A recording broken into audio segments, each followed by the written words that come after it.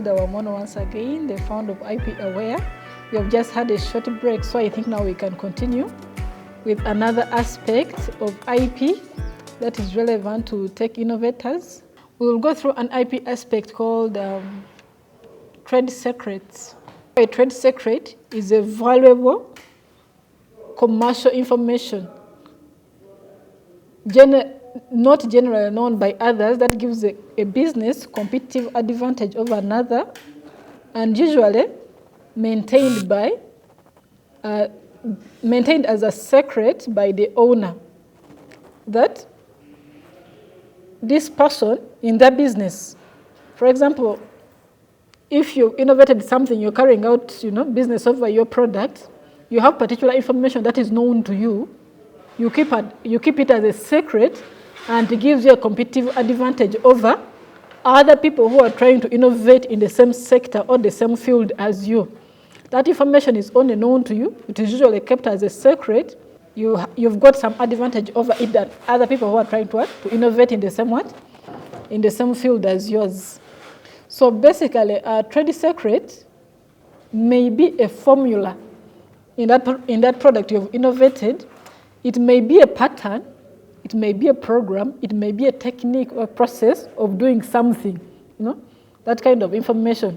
Or it may be contained in a product, that either that copyright or that patent or, anything that you've tried to innovate.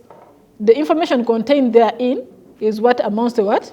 Trade secret. But not everything that you keep secret, it becomes a trade secret. A trade secret is only one if it gives you competitive advantage over other people in that same field. For example, a trade secret can be practical. It can be like the research and development methodologies, the results you've got from doing that, carrying out that particular activity. It can be a design, the engineering designs you come up with, the manufacturing process, like how you manufacture something to come up with a certain product, can be a trade secret. Any information related to the product can also be a trade secret. Whether it is the customers, whether it is the suppliers, you only keep them to yourself. I could give an example, though it is not in tech. But I'm just giving an outside example, it is not in tech. I would give an example of KFC. We all know KFC. KFC is a restaurant, or it's a franchise. We should call it even a franchise. But KFC cooks normal chicken. I cook chicken, you cook chicken, right? But there is a way KFC cooks its food. It's chicken, though you're also cooking chicken, but you'll not know how they come up with that kind of chicken. Yes, they use tomatoes as you, but you don't know how it ends up like that. So the way they do it is a trade secret. So how you do your designs, how you come up with certain results, your research and development could be a trade secret.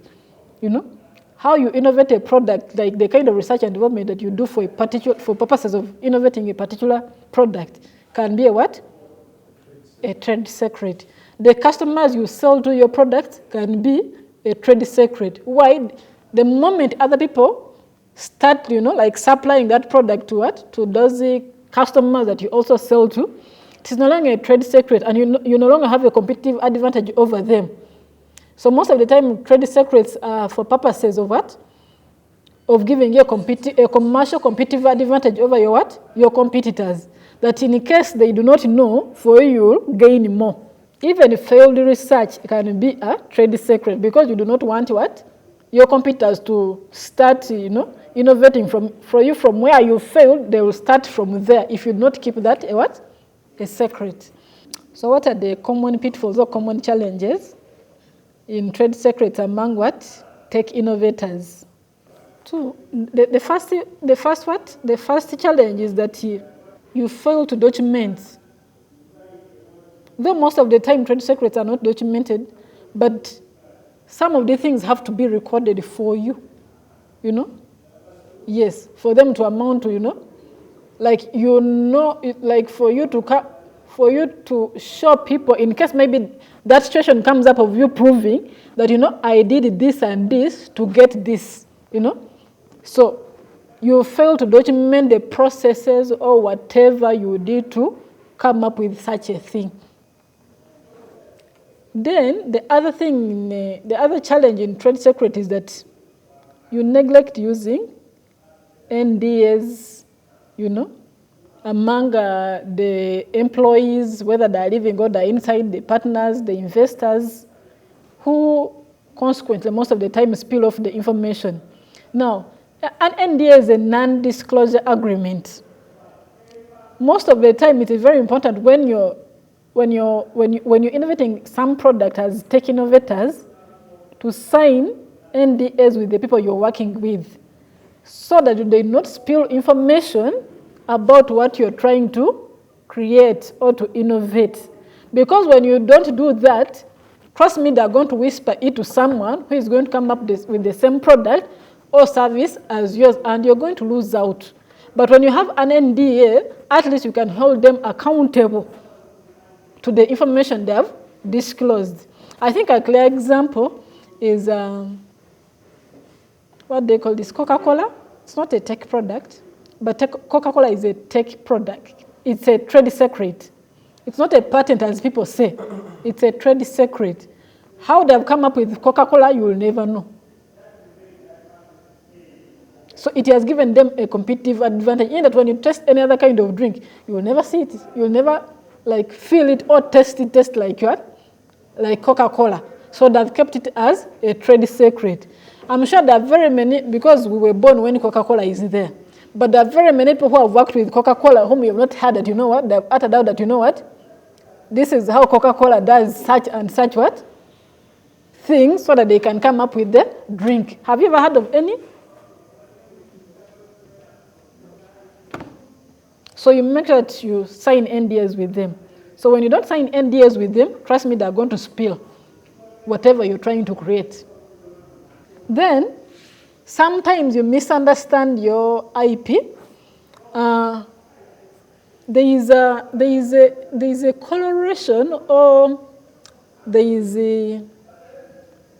a similarity between the patents and trade secrets. Though, of course, trade secrets are not invented, or they do not undergo particular processes, but there are some things, there are some IPs, or there are some products that the tech innovators create that are better kept as either trade secrets or patents. Now let us take an example like you come up with what? With a particular product, because most of the time it is, for example, if I was maybe trying to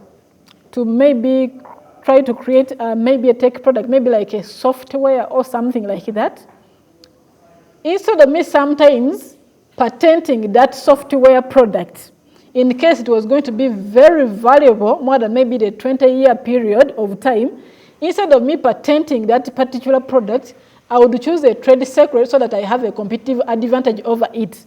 But in case I patented that kind of software, after 20 years, after some period of time, I'm going to be forced to disclose the information, because patents you're forced to disclose at a particular period of time. So in case most of the time you want to have a competitive advantage over something, you would rather keep it a secret than go the patenting way to disclose. Then sometimes you integrate some like in your products which you are trying to innovate, you integrate some software which is not, good to be used for tech innovators, that ends up maybe exposing the kinds of product you're innovating that people they use to train AI, they can replicate what you're using, all those kinds of things. So you use software systems or the kinds of systems that are supposed to protect the products of innovators, you just leave them there like that. So that's one of the pitfalls in using trade secrets by tech innovators. Then the other thing is you protect what has worked for you, and you ignore what has failed to work. For example, I talked about even the failed research you did can be a trade secret.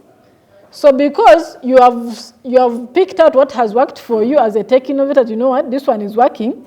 If I use this method, it will work. If I use this research, it is going to work. You ignore what has failed. You leave it bare. Trust me, your competitors are going to start from there. They are going to build from there to make sure that they achieve a certain what? Product. Then you overshare with third parties. Again, apart from the employees themselves, you know, you tell people like what you're trying to do, we do this is how we come up with things. All those things are not good for purposes of keeping what? Trade secrets. Then would you protect a trade secret, or would you register a trade secret? No. Trade secrets are not like protected, like, you know, like the conventional way of protecting other kinds of IPs. Most trade secrets are protected through NDAs and confidentiality agreements that you just sign between you and you. But however, you would ask me a question that, what if, for example, because there can be a trade secret in a patent itself, you get it? So what if this product was, assuming I was applying for a patent, but there is a trade secret, there is something I want to keep as a trade secret within, you know, this particular patent. Most of those offices you go to apply for the patents, they are also mandated under the law to keep whatever they are seen in the application as a secret. Yeah, so trade secrets do not need, like, you know, you go to URSB, you file, no. Most of the time, just use non-disclosure agreements with what? With your employees, even with the investors that you tell out that, you know what, I'm trying to do this and this, can you please invest? Use NDAs. The people you collaborate with, for example, he talked about franchises. Assuming there's a tech innovator here, someone wants to do some tech innovation thing in relation to his, that person, he can sign with that person what? A non-disclosure agreement. So that whenever he's using that product with his customers, no particular information related to the way the business is run, conducted, the customers, you know, is spilled out by his what? Customers. So trade secrets are protected through non-disclosure agreements and confidentiality agreements. Then what are the benefits of what? Of you protecting through the non-disclosure agreements? Of course, like I said, competitive advantage. When someone doesn't know what they're doing, you will benefit more. They don't know your customers. They don't know how you came up with such a thing. So it is you. Like you have monopoly over everything in that particular what? Field. Now, like another example is indefinite protection. Unlike other kinds of IP that we have visited before, trade secrets have no time limit. So the more you protect it, the longer it is also protected. And it is also protected globally because nobody in the world will have such kind of information except you. Unless someone reverse engineered your product, you know, they came up with an idea that, if I do this, I'm going to achieve this. If I do this, I'm going to achieve this. Other than that, literally nobody will know how you came up with a particular product or how you run a particular service. Then another advantage is that it is less costly. I mean, you're not going to go anywhere to file an application that, you know what, give me a right over a trade secret, do this and this and this, no. So there is literally no cost except you just ensuring that it's only the employees who know about it, but they are under a non-disclosure agreement, the investors and what. Then, like I said, the global coverage. Again, I would use the example of KFC. You don't know how KFC comes up with such a chicken, but they're cooking your normal chicken. Cafe Javas like that. Shell like that. Total, like, no, not Shell and what? Not Shell and Total. Those are franchises doing services. But typically, we can use the example of KFC and Cafe Javas. They cook your usual thing, but you don't know how they arrive at that. So then it is also applicable to all. It may not only be in tech innovations, but it's also in all other kinds of businesses. You could apply it anywhere. The last tool that can be used by tech innovators is something called industrial designs. Industrial designs are the aesthetic or ornamental aspect of a useful article. Literally, it is like the appearance of a product, whether shape, color, lines, patterns, on or in a product. For example, when you check your phone, you may see shape, like you may see a particular shape to it. When you check these bottles of water you're having, that's an industrial design. The way the patterns are, the lines are, it may be the color, the shape, and everything. That is an industrial design. So when you're innovating in tech, you might come up with a product which has a particular shape or design or color or pattern, all that. That is an industrial design. The way your laptop looks is an industrial design. Everything on it, the way it has been carved, is an industrial design. Let us look at the pitfalls, like the challenges in tech innovations. Almost IPs. When you're creating something, let it have a use. You don't just innovate for the sake of innovating. You don't just create for the sake of creating. Because when you just create for the sake, that thing will have no meaning. You must be trying to resolve a certain problem. You must be trying to, create a solution for someone, for some problem. Now, most times, you create nice-looking products, but with no solution or problem. For example, you just come up with something and then like, oh, this one I think it's going to be used for such and such a thing. But literally, there is something either already existing that can be used that way, or that thing is going to resolve no particular problem at all. So you have not innovated literally. You have not created anything new. You have not created anything useful. So it is very good to innovate or to create while you're looking to resolve what? To resolve problems, or trying to create solutions for particular problems. Then you also create products. You may create an industrial design, but you do not test it. You've heard of the recall of very many products, right? I may not point to anything particular, but at least I have heard about the recall of certain products because either they became dangerous, either they did not serve the purpose, or things like that. So when you just make something for the sake without testing it, trust me, if it does not serve its purpose, or it now becomes dangerous, it is going to be recalled. So would you protect an industrial design? It is not mandatory, but it is highly advisable. For example, like I said, be creative. Tech innovators have to be creative. They have to be innovative. Now, if you're not innovating or you're not creating something new, that means that there's nothing you're contributing in that field of technology. Most tech innovators we now have, again, I'm sorry, I might say something very bad, but they create out of inspiration. You create out of admiration, Since the iPhone has got value or is very valuable, you create something that is exactly similar. Even if it is different, but the way you put it outside, it is extremely similar to the iPhone. For example, let us talk about these techno phones. These other all kinds of phones. You've now seen they have the 3 cameras behind. Like, that is no innovation. You're literally relying on something that is already existing. So there's nothing you've created. You've created something out of admiration. So it is not good. That shows that there is nothing being innovated. Then, again, I say that industrial designs are not like mandatory for registration, but I would highly advise. Why? It gives you legal protection and exclusivity over the design. You become literally the owner. Then brand value and recognition. You can just, like I've said, apart from these people who are copying, these other companies who are copying, you can always identify an iPhone, that this particular brand is attached to the iPhone.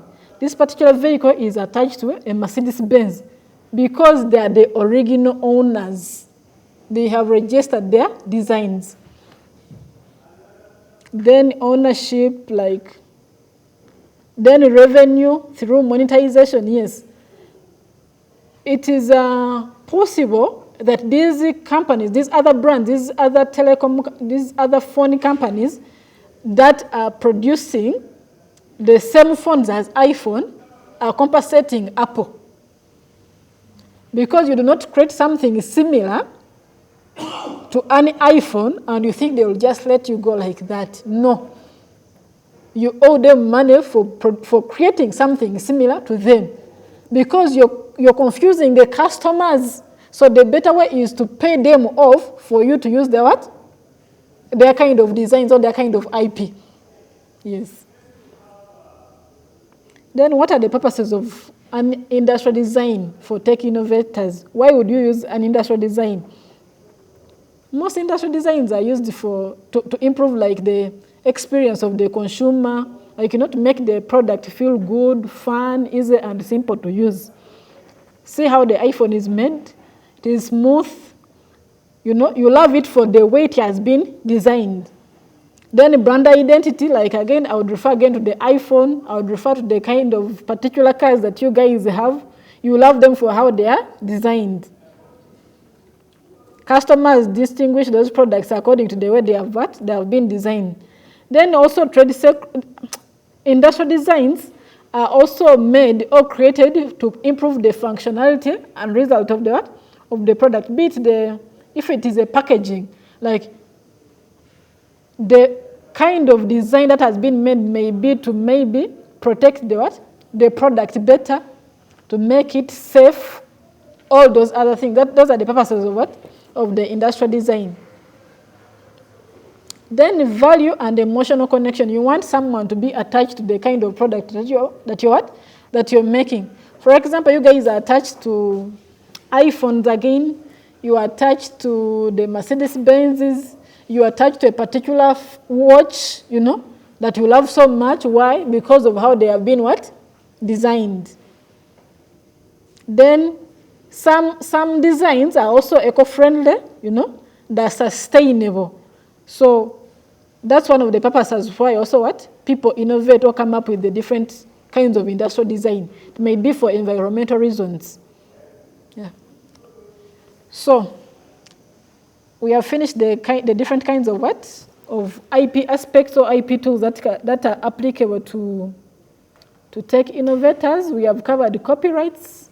We have covered patents, trademarks, trade secrets, and industrial designs. So we are now moving to the way you can commercialize or monetize your IP that you have created. How do you monetize the different kinds of IP? You could sell. I'm sure most people create so that these things can become their businesses, right? So you can sell your product off. You know, you can license that, you know what, use this product. I've given you permission, but you'll be giving me money for using my product, my brand name, my industrial design, or anything. But it is highly advisable in licensing. It is highly advisable for patents and trade secrets when you're licensing them, you use the non-disclosure agreements with those people you're dealing with, you know. Then you can franchise, like he talked earlier. You can tell someone that, you know what, use my brand name, sell my products and everything like that. You're literally giving authority to someone to run the same exact business as you somewhere else. We have pharmacies, I think, in Uganda here and the whole of Africa who each are doing the franchising. Like, you know, you'll find some pharmacy here similar to some pharmacy around. You'll find all those kinds of things. Even tech companies, I'm sure they're there, but of course I can't put a name to any. Yeah. Then you can, another way of monetizing is that you assign. Now this one is specific to to employees of the companies who are doing the innovation within the company. That most of the time you pay them off for whatever they have created. They leave you and then you take over the IP of the company that they have created. So they assign their rights. They assign whatever they have created, rights in what they have created to you, the company. You move on, they move on. Then you can collateralize. Like I said again, I'm not sure whether this one is working in Uganda yet, but maybe big companies like Wamono and other companies have, but collateralization works in a way that you literally loan out your IP product so that you can acquire a loan over it. But I don't know that is applicable in Uganda yet. Then you can partner or do a joint venture with someone else. Literally, it is just like, it is the same as as licensing. Someone is selling it cheaply and you're seated. remember they have killed your market. And you see, so when you enforce through the courts of law, trust me, you can be compensated for what you've lost. Yes. Then lastly, the practical tips for tech innovators. This is what we came here for, right? Yes. Yeah. So when you're innovating from the start, utilize contracts for purposes of owning the kind of IP that has been created. For example, if it is the employee creating, and then you define very well the compensation amount for the employee who has created or innovated that particular product. Because when you don't, it is going to, it is going to arise to disputes at the end. Your employee is going to say that, you know what, I am the owner because I created. Yes, at the end of the day, the court may say that, you know what, the employer is the owner, but you've lost the time and effort,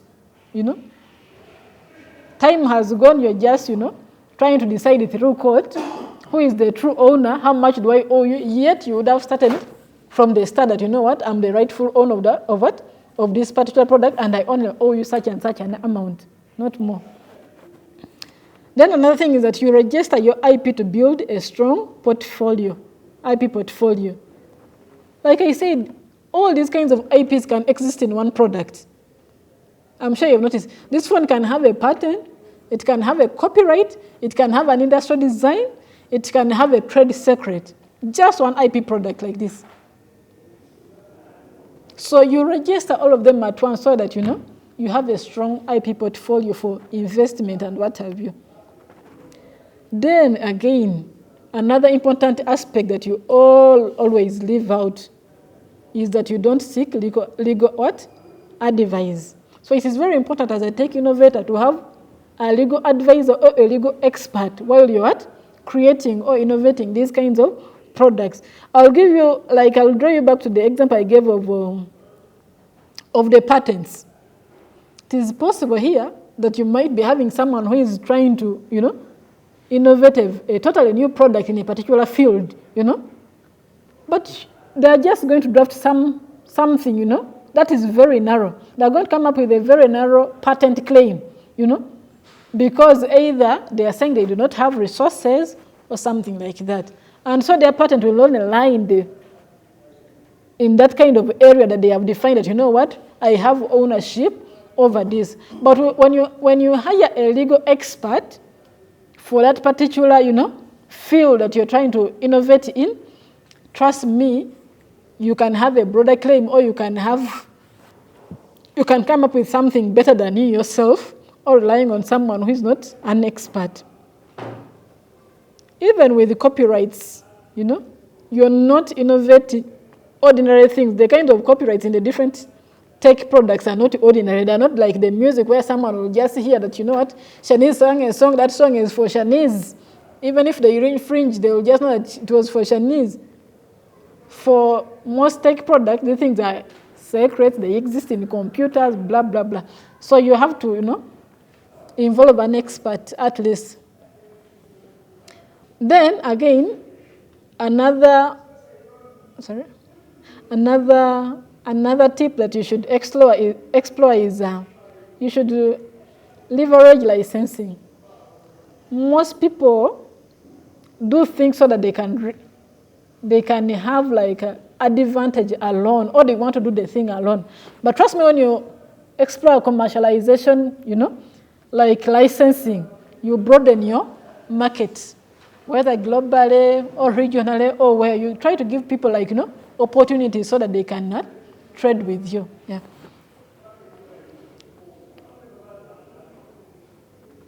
Yeah, I talked about using NDAs for trade secrets and patents so that you do not share with the third parties confidential information. Then another important tip is that you should register your trademark with the company name early to avoid branding conflicts. Like I said earlier, when you register your company, it does not mean that picture you've chosen for the company name or that company name is your trademark. It is not until you register it as a trademark. To avoid confusing customers in the case someone else takes over that picture used on the website as a trademark. Yeah. So you register them concurrently that, you know what, I'm applying for the company name. This is my trademark. And all of them, by the way, are in the same office, URSB. You're not going to go anywhere else.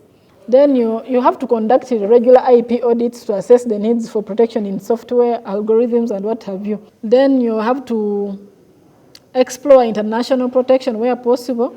For example, I talked about trademarks, I talked about patents.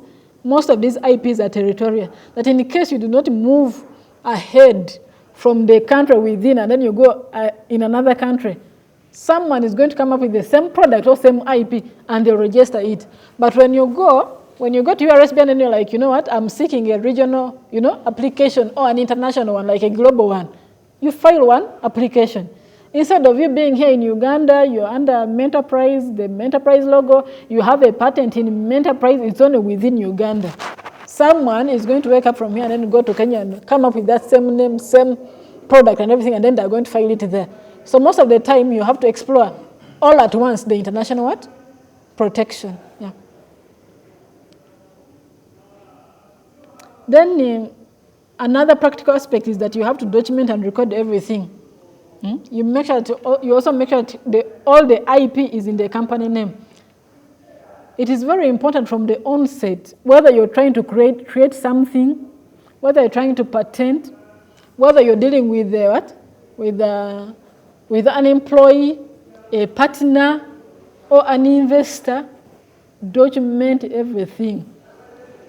Record keeping, and also for purposes of evidence in the case of disputes, that we agreed on this and this is what I stated, this is what you stated. Then you conduct a comprehensive international national searches before registering your IP. Again, do not sit here, you come up with some trademark on Canva, because you feel like, oh, it is free, I've created it, it is mine. And then you don't visit what? URSB to see whether is that trademark existing at URSB. Because most of the time, by the way, we choose these things because we are emotionally attached to it. Like, I'm sure Benon chose Menterprise Africa, that particular logo and that particular color, because there is a way you loved it, right? So you're emotionally attached to it. Now, if you sit with it here, you're going to find that someone maybe already has it at URSB. Now you're emotionally attached to it. That means that you not conduct a comprehensive search to find out whether someone already has it or not. Is it even registrable, even if someone does not have it? So you have to inquire, you have to conduct a comprehensive search. You have to visit the international, There is a global way you can visit, you can search for trademarks to see if they exist. I'm just forgetting the name. Yeah, but there's a way you can search and then you see whether that particular thing you've chosen exists internationally or not. Then you have to also, particularly for trademarks, you have to select a strong distinctive trademarks. Like I said, you're not supposed to use things that are generic. You are selling apples, like, leave out the Apple iPhone. You are selling apples and then you have an apple as your logo or trademark, It is not advisable. It's like you're doing something descriptive. You're like, obviously I'm selling apples, It's not advised. The services you offer are entrepreneur related, right? Your enterprise name is very okay because there is a distinction between it and an entrepreneurship thing. There is something you added to it that makes it distinctive from, generally talking to what? Entrepreneurs. In the agreements that you sign with your employees, you have to specifically also define what the employee is entitled to. I remember I asked Daisy that the tech founders at the hub, are they innovating on their own or they're being employed to do such what? A work. And then they're like, oh, you're meeting the tech founders themselves, which is okay. Yeah, but sometimes you may have someone who is employed somewhere. It is an aspect called tech innovation, not tech innovators, but tech innovation. You may have someone somewhere.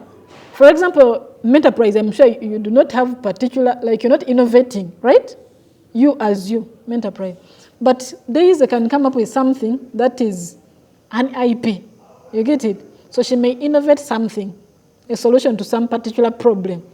So most of the time, such a person is not entitled to that particular kind of IP, but you're supposed to compensate them because they came up with that kind of thing. It is not in their line of work, but they came up with that kind of idea and then they created it. So most of the time, that person is entitled to a compensation that is worth. So most of the time, you have to agree on what that person is supposed to get out of that particular product. In case you don't, of course, court will always decide, and of course, the courts always favor the employee who has created, because you cannot create or innovate something worth billions, and you're saying that the employee will be entitled to 10 million or 5 million. It is unreasonable. Yeah.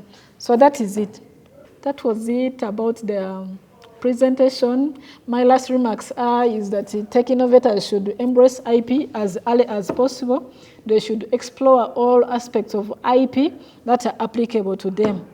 They should be strategic about IP for purposes of, protecting, commercializing, and, exploiting it in any way.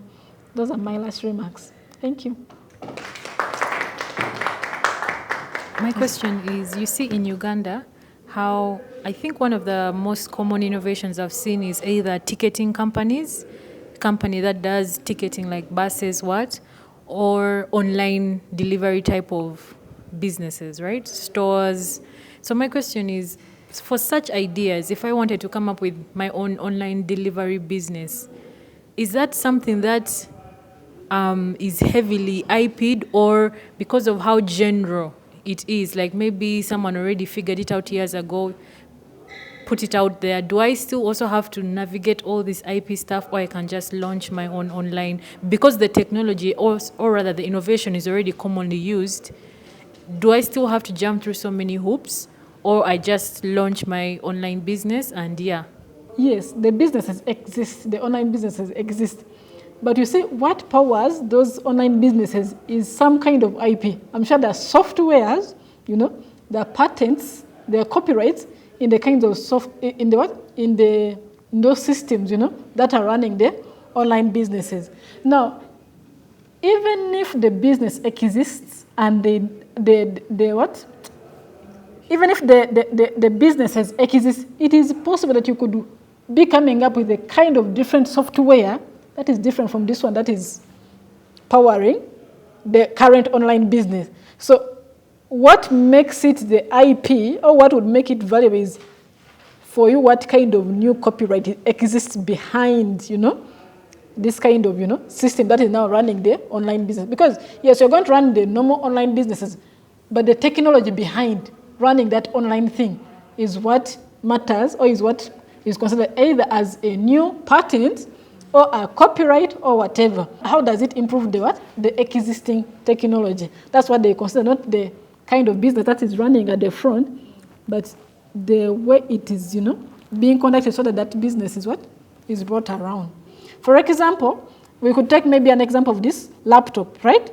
You're not going to make a laptop for purposes of making a laptop, and then you say that, there is copyright here, there is patents here, and there is they're going to test and see whether there is something new to it, whether there is some originality to it, to show that, it is different from this laptop, which is already existing. So what runs may not be new, the online business may not be new, but the technology behind that business is what is the way to see whether, is there a patent? Is there a copyright? Is there an industrial design? If right now I decided to launch my own company that mirrors what Safe Border does, what are some IP-related issues I would face? Because I see there's all of these companies that are almost doing the same thing. So if I decided, I'm a Safe Border user, I noticed this small gap, I launched the same company, rides, cars, deliveries, what are some of the, for example, me as a founder who doesn't know so much about IP, what are some of the unforeseen challenges that, I'm not anticipating? You have to, most of the time, conduct searches. Again, you're not going to innovate for purposes of, creating. Yes. It is possible that Safe Border may have a patent over, a particular product inside that safe border app that you see, it may have a copyright over some information or a trade secret over some information that is inside that app you're seeing.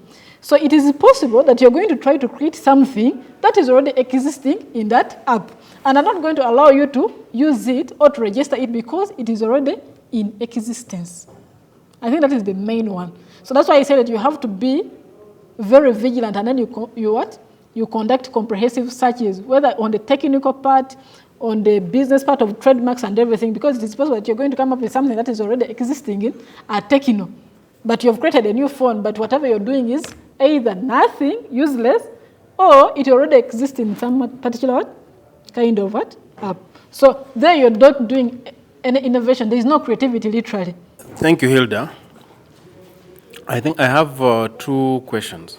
The first one is to do with I've discussed issues of patenting with some innovators, Okay. and many of them are discouraged to do it because they say, even if you patent something, someone can just come and tweak it a little bit, and then they can claim ownership to that thing which they have just tweaked a little bit. So it could be a machine you have developed, it could be a product. So someone just looks at what you have done, they tweak it a little bit, and they have something. And so that's what discourages many of them from patenting things and maybe copyrighting them.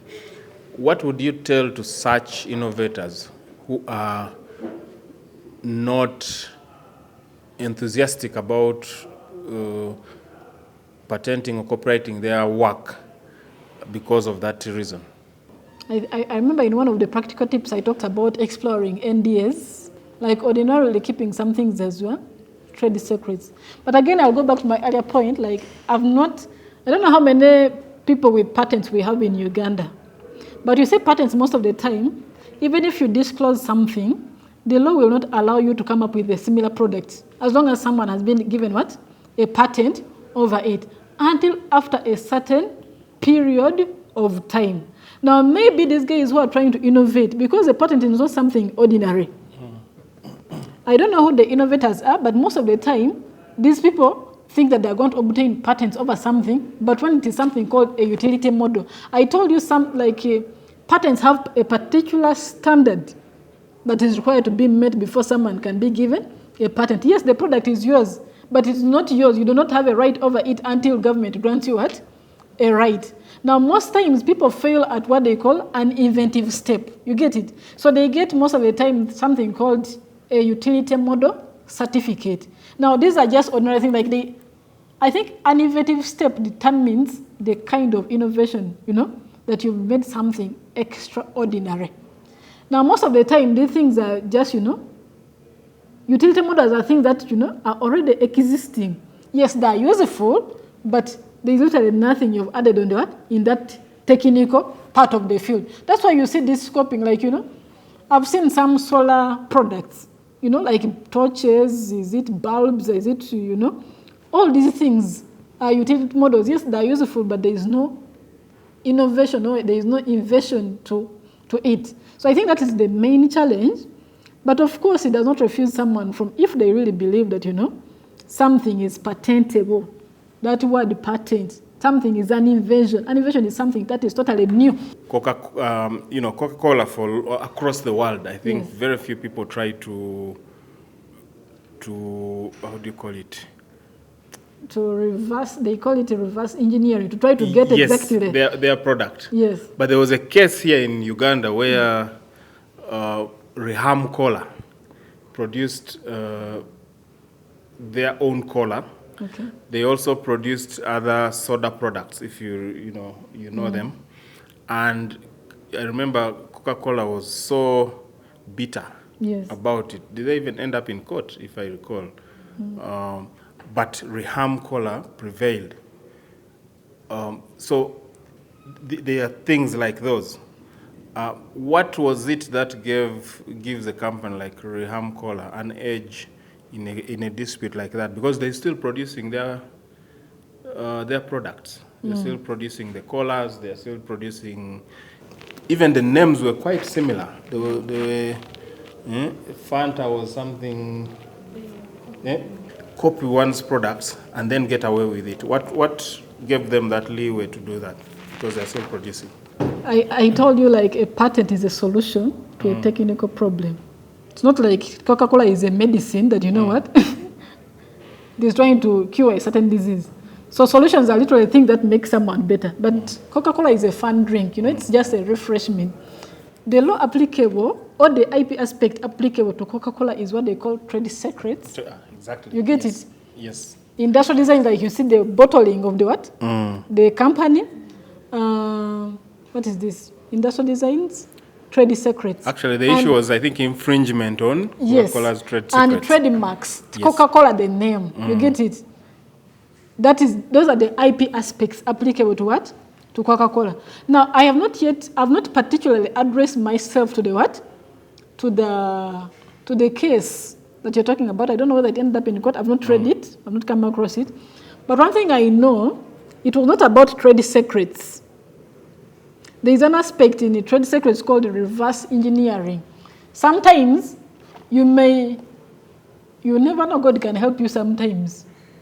Someone has come up with that, like you see Coca-Cola, but sometimes you see, I don't know whether it is luck or chance. People have come up without infringing on the trade secret. They have come up with a product that is exactly similar to one that has been kept as a trade secret. You have sometimes watched this, although it may not be exact, but you can sometimes, you've heard of situations where people came up with the same exact food as KFC. The same exact chicken. It is called reverse engineering. Someone plays around with the products, and then they end up with sometimes almost all the same exact product. It does not mean that the trade secrets in Coca-Cola were disclosed. You get it? But someone reverse engineers that whole product and comes up with the same exact thing. Now, most of the time, in such circumstances, because of luck or God or whatever, you are not held liable most of the time because you did not do things that show that you were trying to infringe or obtain the trade secret illegally. But now the other aspect I can answer is, on the part of that case, if I can just remember, it was about the trademark, Coca-Cola. You get it? And then this one was Reham Cola. Again, I don't remember particularly what the holding of the case was, but I think it was Coca-Cola was either held to be a generic name or something like that. And this one was distinguishing in a way it was Reham Cola, not Coca-Cola.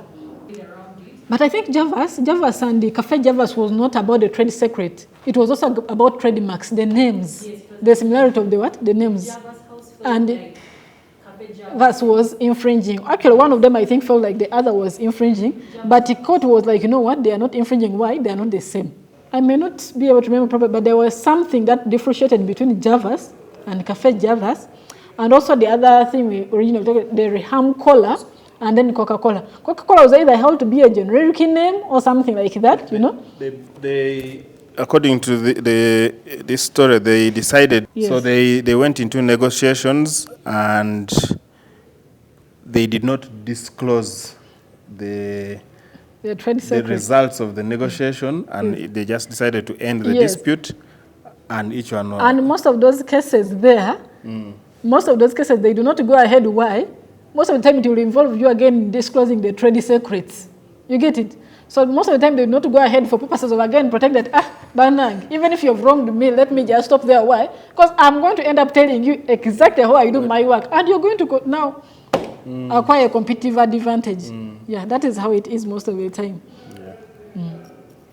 Then my final question, there is the issue of products that are synonymous with certain cultures, certain countries, which they call it appropriation, isn't it? Culture appropriation. Culture appropriation. So, like now, you find there are bitenge from Africa, which are trademarked by Chinese, because, like now, they call it the kanga from Tanzania and others.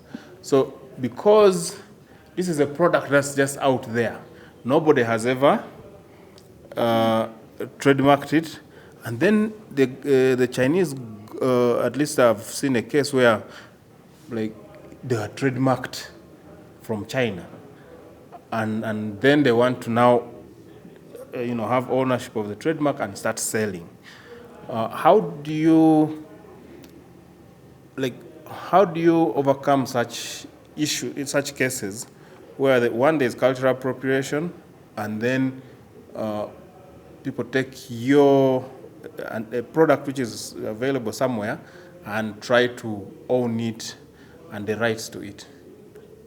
How do, say, innovators in Africa, how can they protect themselves against that kind of cultural appropriation happening? I want to believe that is a different kind of IP aspect, totally different. There's something in IP, or there's an IP called a geographical indication or traditional knowledge.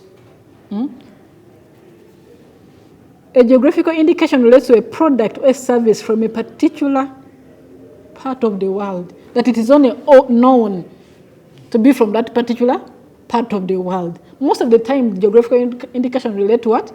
To culture. You get it? Then there is something called the traditional knowledge. It may not necessarily be a chitenji, but it is attributed to a particular community in the world. That, you know what, these guys are the only people who come up with a certain product or have a certain herb that is related to what? To this particular community. For example, Baganda have a lot of what? Those herbs, those medical things.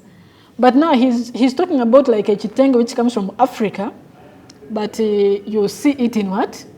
In China. They have owned it. Now, I want to think that he's driving something called a geographical indication. Geographical indication can be a product from a particular region, but it is in regards to the reputation or the quality of a particular product. Unfortunately, Uganda's geographical indication framework is not so strong,